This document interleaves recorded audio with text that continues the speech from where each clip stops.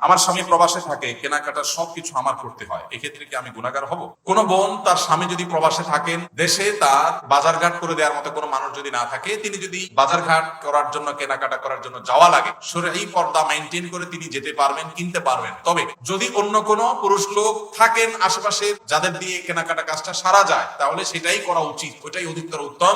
এবং আজকাল অনলাইনে অনেক জিনিসপত্র কেনাকাটা করা যায়, বিশেষ করে শহরে চাইলেই অনলাইনে কল করলে বাসায় বাসায় মাল চলে আসে। সেই পদ্ধতি অবলম্বন যাদের করার সুযোগ আছে তারা সেটা করা উচিত। একান্ত কোনো উপায় না থাকলে তিনি অবশ্যই যেতে পারবেন, কিন্তু পর্দা মেইনটেইন করে। অনেক সময় আমাদের বোনেরা এই সুতা দিয়া, এই উজুহাত দিয়া লাগবে লবণ 1 কেজি, বাজারের এ মাথা থেকে ওই মাথা পর্যন্ত 7 চক্কর তওয়াব দিয়ে ফেলে। ইন্নামাল আমালু বিন্নিয়াত।